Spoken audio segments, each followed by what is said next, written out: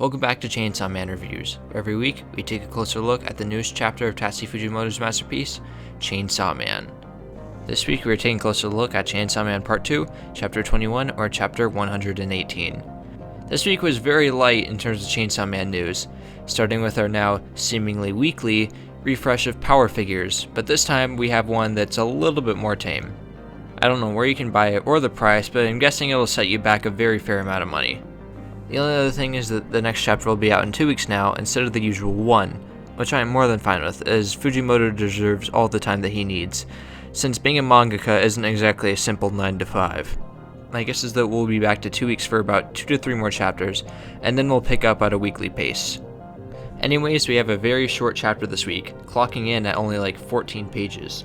But before we dive in, if you want to stay up to date on all things Chainsaw Man, make sure you subscribe for more Chainsaw Man related content. Make sure to like the video if you enjoyed it, and let's get into the chapter. Last week's chapter ended with Yoru placing her hand on Denji's head before muttering, "Denji spinal cord sword." As it turns out, it doesn't work.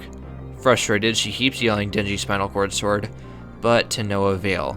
Denji thinks that she's just being funny and places his hand on her head while doing the same. He says goodbye and leaves. Mitaka and Yoru are confused since Mitaka had affection for Denji, but as it turns out, that was one-sided. I find this a little strange since Denji did seem to like her. Sure, he wasn't head over heels for her, but it seemed that he liked Mitaka about the same as much as she liked him.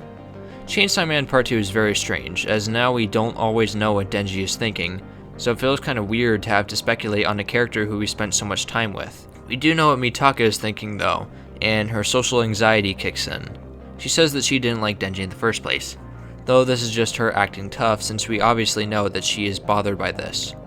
She's back to how she was when we first met her, when she would push people away for no reason and failing to recognize her own problems.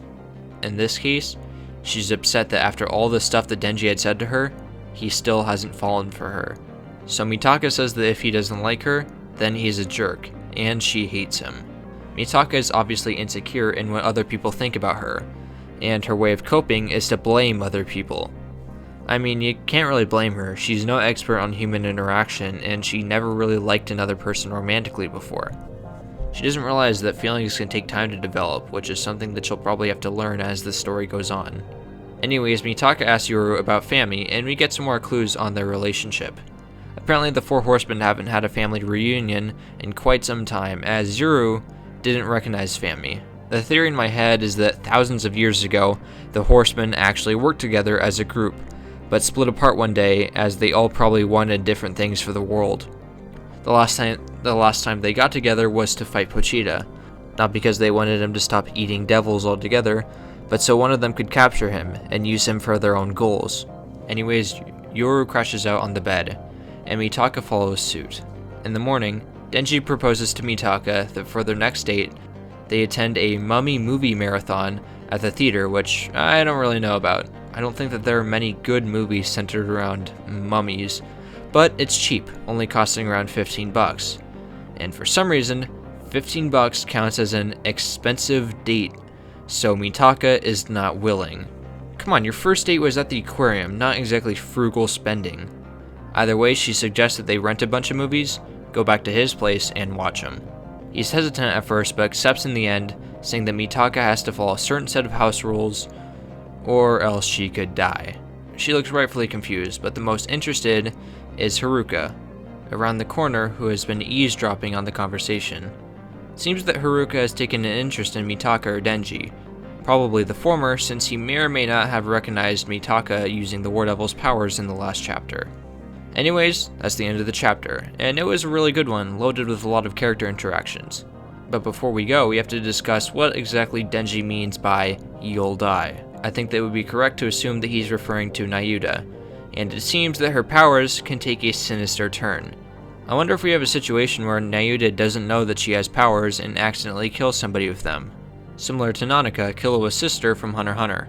How her abilities work is that she will make 3 requests to a person, and if they fulfill all of them, she grants the person a wish. She isn't necessarily aware of these powers, so most of the time it will be simple things like pick me up or play with me, though the more frequently she requests something, the more and more demanding her request will get, to chopping off your arm or killing another person. if the person fails to perform one of her requests 4 times, said person dies. There are a lot more rules, but these are just the basics. Denji knows how to avoid this, but if Mitaka wants to hang out with him, he'll have to teach them to her. Well, that's all I really have for this chapter. I'll see you guys in 2 weeks. Have a good one.